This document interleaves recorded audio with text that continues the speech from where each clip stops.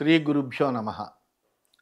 గురుర్బ్రహ్మ గురుర్విష్ణు గురుర్దేవో మహేశ్వర గురు సాక్షాత్ పరం బ్రహ్మ తస్మై శ్రీ గురవే నమ.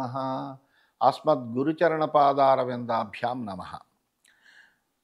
నిన్నటి మన మహాభారత ప్రస్థానంలో జోదము సుహృద్యోతం అనేటువంటి పేరుతోటి ఆ దుర్యోధనుని యొక్క సభామండపంలో యుధిష్ఠిరుడికి దుర్యోధనుడికి మధ్యన జోదమ జరుగుతోంది. ఆ శకుని దుర్యోధన పక్షాన పాచికల్ని విసురుతూ ఆడుతున్నాడు. దానికి కావలసినటువంటి పందానికి కావలసినటువంటిదంతా కూడా ధనాన్ని తాను ఏర్పాటు చేస్తాను అని దుర్యోధనుడు చెప్పాడు. ఈ విధంగా అక్కడ జోద క్రీడ సాగుతోంది. ప్రతి పందెంలోనూ కూడా యుధిష్ఠిరుడు ఓడిపోతున్నాడు.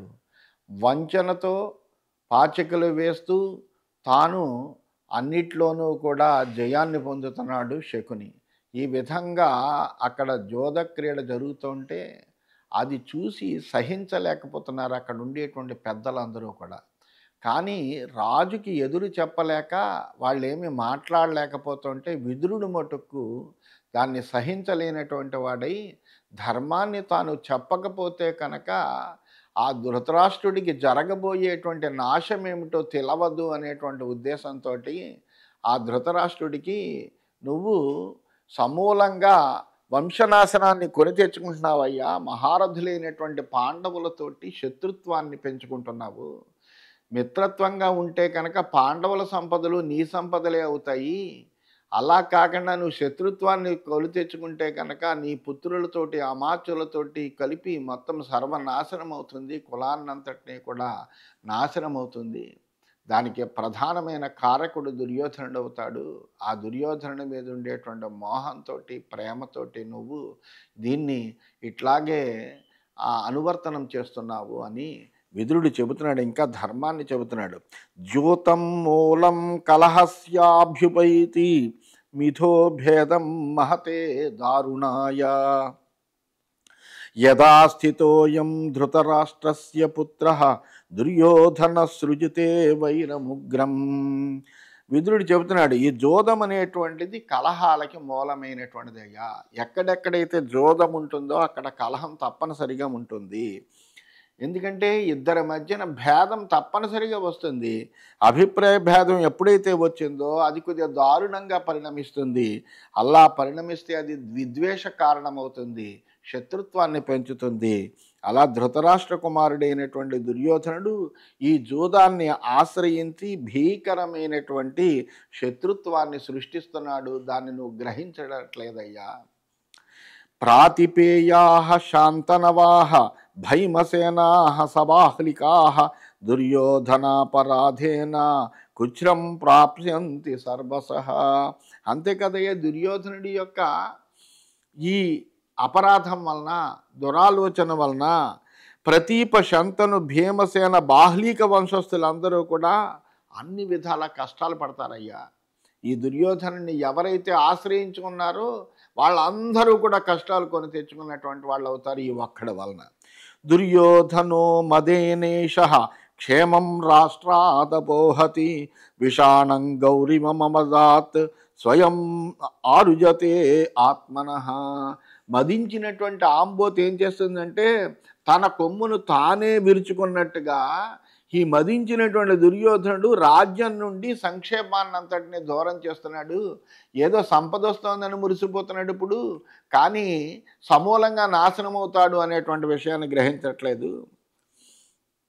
యశ్చిత్తమన్వేతి పరస్య రాజన్ వీరః కవిః స్వామవమన్య దృష్టిం నావం సముద్రే ఇవ బాలనేత్రాః నేత్రాం ఆరుహ్య ఘోరే వ్యసనే నిమజ్జేత్.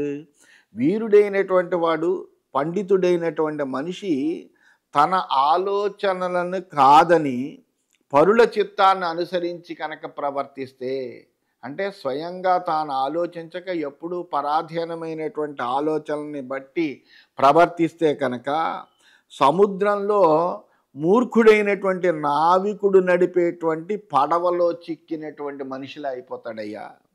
భయంకరమైన కష్టాల్లో మునిగిపోతాడు. ఆ విధంగా ఈ దుర్యోధనుడు ప్రవర్తిస్తున్నాడు. ఆ దుర్యోధనుడిని ఆశ్రయించి నువ్వు ప్రవర్తిస్తున్నావు. దుర్యోధనే గ్లహతే పాండవేన ప్రియాయసే త్వం జయతీతి తచ్చ అతినర్మా జాయతే సంప్రహారః యతో వినాశ సముపైతి పుంసాం. ఈ దుర్యోధనుడు యుధిష్ఠిరుడితో పందెం కట్టి జోదం ఆడుతున్నాడు. ఆ దుర్యోధనుడు గెలిచినట్టే భావించి నువ్వు చాలా ఆనందపడిపోతున్నావు, నా కొడుకు ఈ జోదంలో నెగ్గుతున్నాడు కదా అని. కానీ ఇది హద్దులు మీరుతోంది. ఇది ఈ వినోదం అనేటువంటిది హద్దులు మీరడం చేత ఏమవుతుందంటే ఈ జోదమే రేపు యుద్ధంగా మారుతుంది. దీనివల్ల ఎందరో మనుషులు చచ్చిపోతారు. దానికి అంతటికీ ప్రధానమైనటువంటి కారకుడు ఈ దుర్యోధనుడు అవుతాడు. ఆ దుర్యోధనుని మాటని బలపరిచినటువంటి నువ్వవుతావు. ఆకర్షస్తే అవాక్ఫలః సుప్రణీతః హృది ప్రౌఢో మంత్రపద సమాధి యుధిష్ఠిరేణ కలహస్తవాయాం తవాయం అచింతితో అనభిమత స్వబంధునా. ఈ జోదం అనేటువంటిది అధపతనానికి దారితీస్తుందయ్యా. కానీ ఈ శకుని దీన్ని గొప్పగా భావిస్తూ ఉంటాడు. అతడి మాటను విని నువ్వు ఇదంతా కూడా ఏర్పాటు చేయించావు. మీరు అందరూ కూడా అంటే ఆ దుర్యోధనుడు, శకుని, నువ్వు కూడా రహస్యంగా మంత్రాంగం చేసి దీన్ని స్థిరీకరించారు. అయితే యుధిష్ఠిరుడితోటి జోదం నీ అభిప్రాయానికి విరుద్ధంగా నువ్వు సుహృద్యోతం అంటున్నావు. ఈ సుహృద్యోతంలో జరగట్లేదు. చివరికి ఇది విరుద్ధంగా కలహ రూపంగా పరిణమిస్తోంది.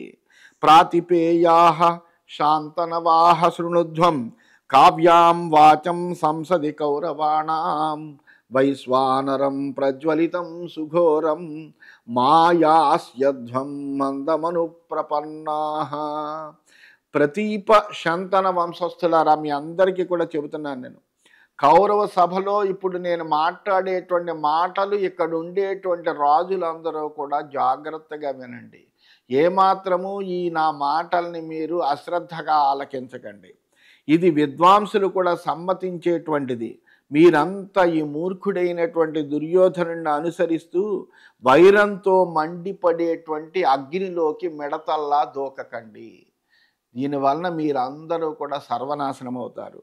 యదా మన్యుం పాండవో అజాతశత్రు న సంయచ్ఛేద్ అక్షమదాభిభూతః వృకోదర సవ్యసాచి యమౌ చ కోత్రద్వీపస్యాత్తుములే వస్తదానీం. మీరు ఇందులో జరిగేటువంటి విషయాన్ని అస్సలు మీరు ఆలోచించట్లేదు.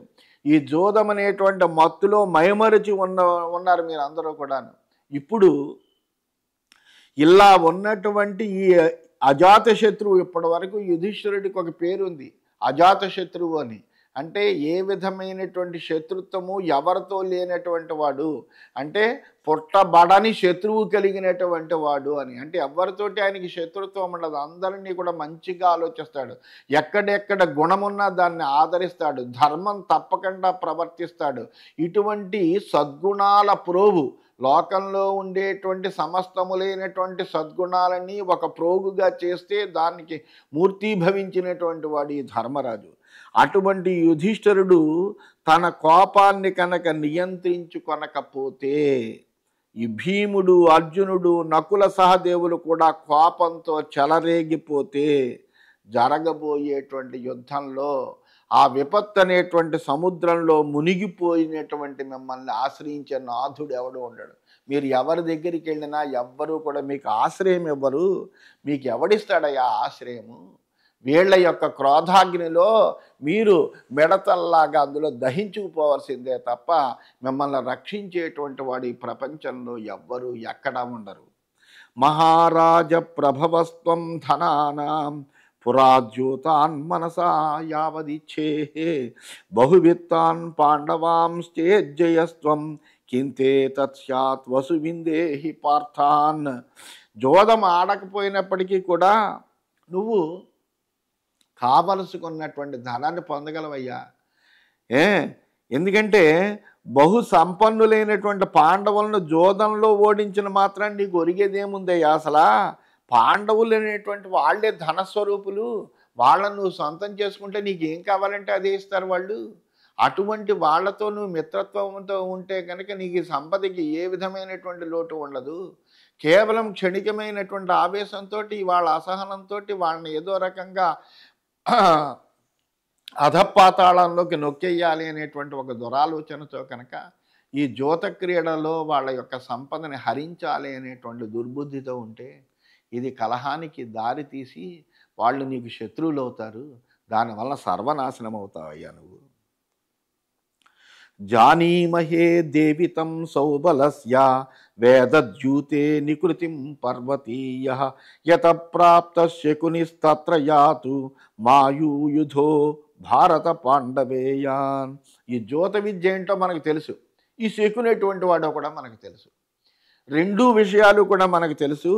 ఈ పర్వతరాజు అయినటువంటి ఈ శకుని ఎవడైతే ఉన్నాడో వీడికి కపట జ్యోతమే తెలుసు. ఈ శకునిని వచ్చిన చోటికి పంపించే, అనవసరంగా మీ దగ్గరికి వచ్చాడు, మిమ్మల్ని అందరినీ కూడా తాను ఈ అధర్మ పథంలో నడిపించడం కోసమే ఇక్కడికి వచ్చాడు. వీడి రాజ్యానికి పంపించే. అసలు ఈతని యొక్క బుద్ధితోటి ప్రవర్తించడం అనేటువంటిది మానేయండి. అప్పుడు మీకు సరైనటువంటి సద్బుద్ధి కలుగుతుంది. అంతేకాని కౌరవ పాండవుల మధ్య యుద్ధాన్ని మటుకు కల్పించకండి. కల్పిస్తే కనుక కౌరవులందరూ కూడా సర్వనాశనం అవుతారు అని విదురుడు చెబుతున్నాడు. ఇది శ్రీమన్ మహాభారతే సభాపర్వణి జ్యోతపర్వణి విదురవాక్యే 63తమోధ్యాయ. ఈ విధంగా శ్రీమన్ మహాభారతంలో జ్యోతపర్వం అనే ఉపపర్వంలో విదురవాక్యం అనేటువంటి 63వ అధ్యాయం పూర్తయింది. 64వ అధ్యాయంలోకి మనం ప్రవేశించాం. దుర్యోధనుడు ఈ మాటలన్నీ విన్నాడు. విదురుడు చెప్పినటువంటి మాటలన్నీ కూడా విన్నాడు. వినేటప్పటికీ దుర్యోధనుడికి చాలా కోపం వచ్చింది.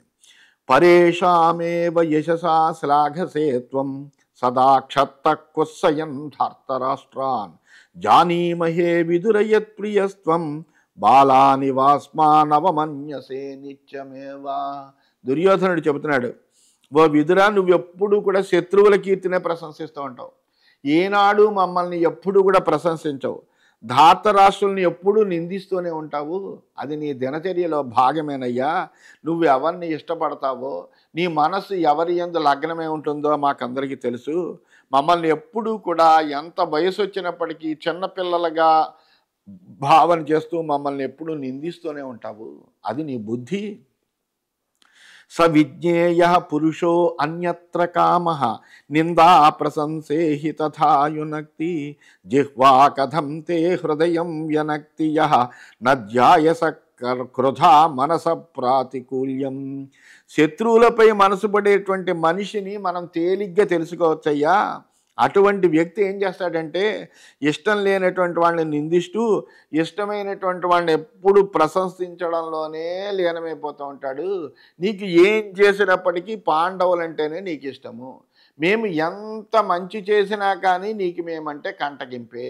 అందువలన నువ్వు ఎప్పుడూ మమ్మల్ని నిందిస్తూ ఉంటావు, వాళ్ళని పొగుడుతూ ఉంటావు. అందువలన నీ మనస్సు ఆ రీతిగా ఉండడం అనేటువంటి విషయం తెలుసు.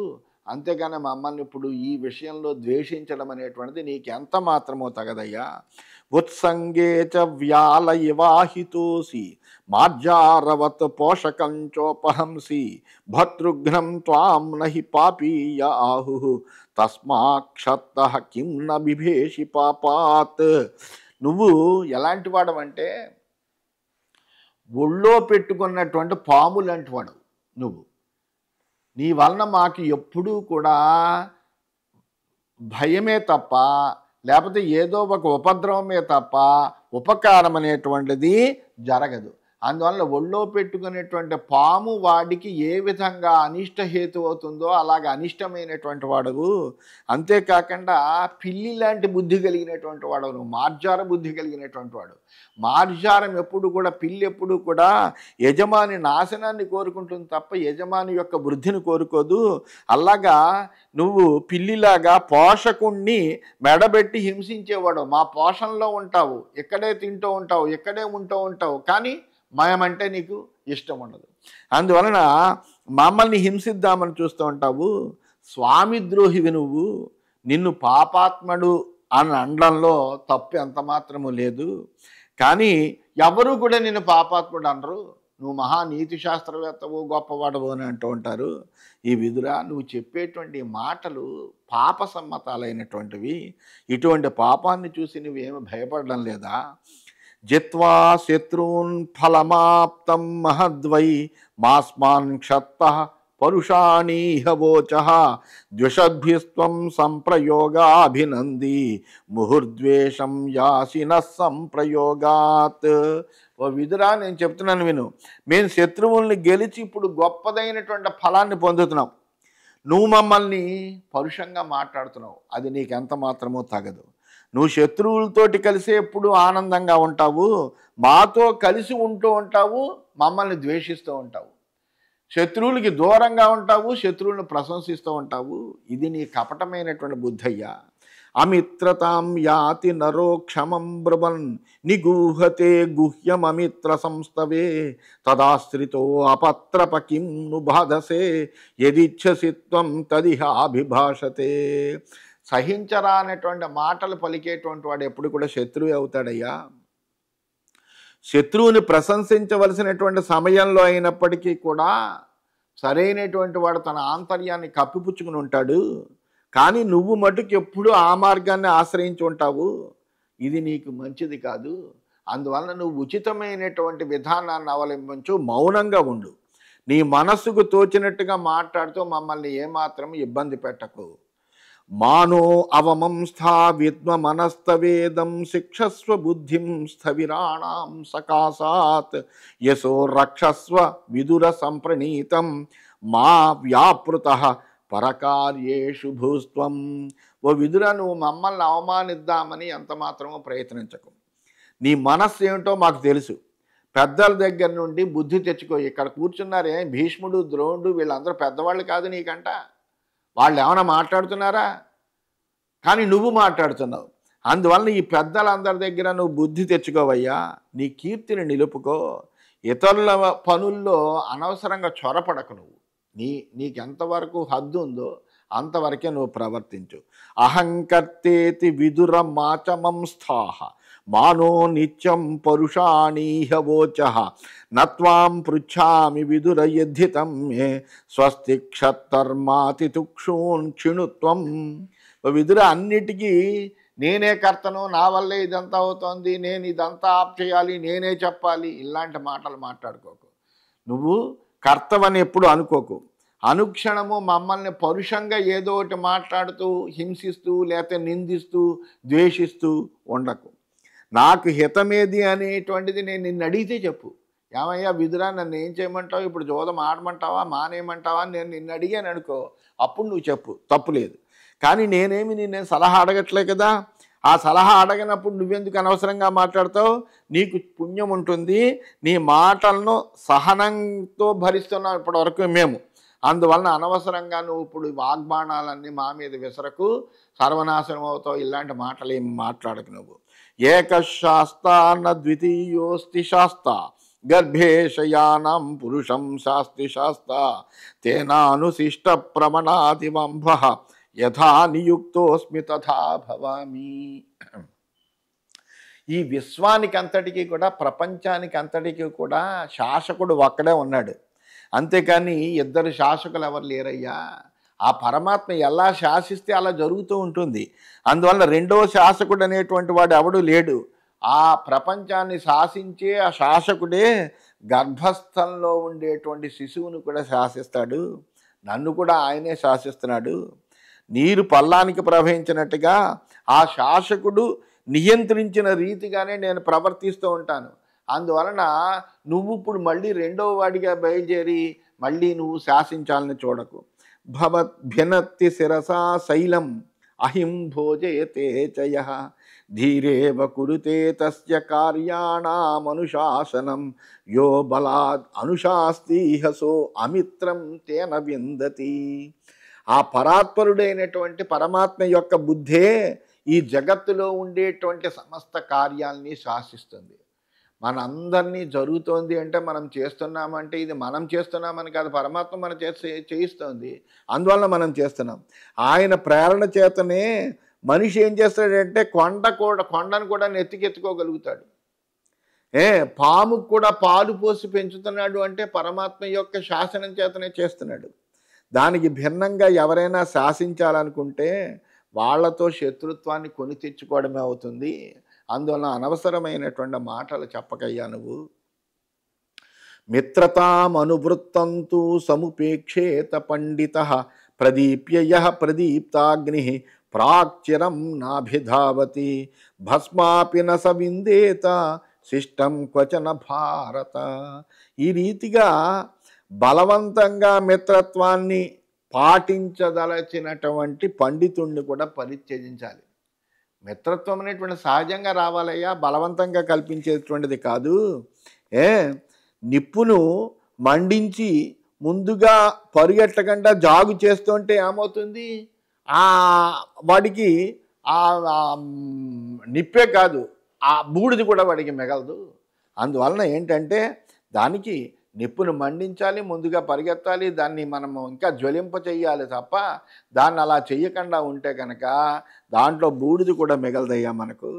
నవాసయేత్ పారవర్గ్యం ద్విషంతం విశేషత క్షత్తరహితం మనుష్యం సయత్రేచ్ఛసి విదుర తత్ర గచ్చ సుశాంత్వితా హ్యసతి స్త్రీ జహాతి. విదురా, నువ్వు శత్రుపక్షపాతివి.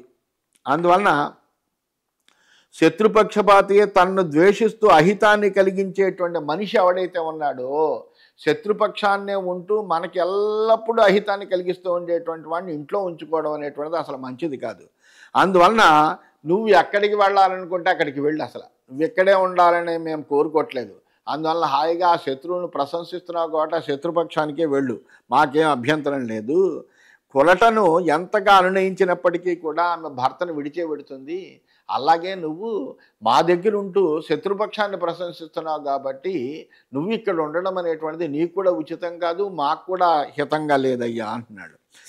అనేటప్పటికీ అప్పుడు విదురుడు చెబుతున్నాడు, ఏతావతా పురుషం ఏ త్యజంతి తేషాం వృత్తం సాక్షివద్ బ్రూహి రాజన్ రాజ్ఞాం హి చిత్తాని పరిప్లుతాని సాంత్వం దత్వా ముషలైర్ఘాతయంతి. ఈ మాటలన్నీ దుర్యోధనుడు మాట్లాడినటువంటి తీవ్రమైనటువంటి మాటల్ని విన్నాడు విదురుడు.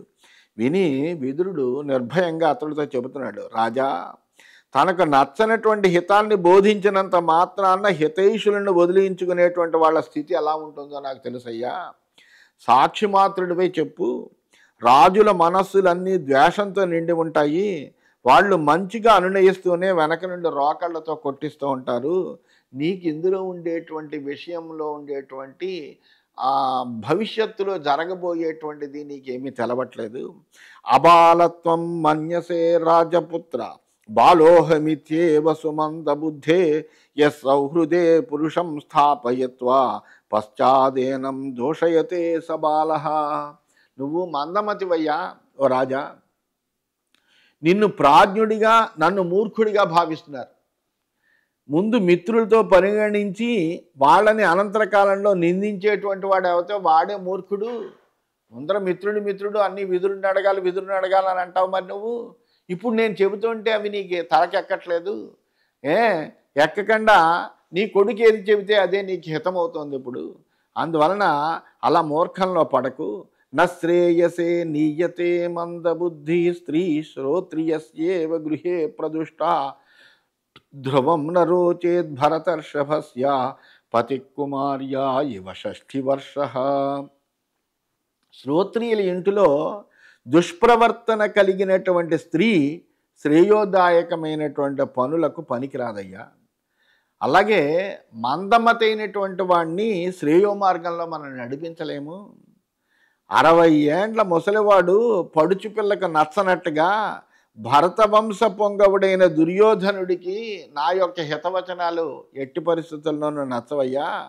ఎందుకంటే ఈ దుర్యోధనుడు ఏదో ఏమనుకుంటాడంటే, నేను భరతర్షభుడిని అనుకోండి, భరత వంశంలో చాలా గొప్ప పరాక్రమవంతుడైనటువంటి వాడిని ఆయనే అహంకారంతో వెర్రబీగుతూ ఉంటాడు. ఆ అహంకారం ఉన్నటువంటి మనిషికి ఇతరులు చెప్పేటువంటి ఏ విధమైనటువంటి హితవచనాలు ఎంత మాత్రము రుచించవయ్యా. అత ప్రియం చేదనుకాంక్షసే త్వం సర్వేషు కార్యేషు హితాహితేషు శ్రియశ్చ రాజన్ జడపంగుకాంశ్చ పృచ్ఛత్వం వై తాదృశాంశ్చైవ సర్వాన్.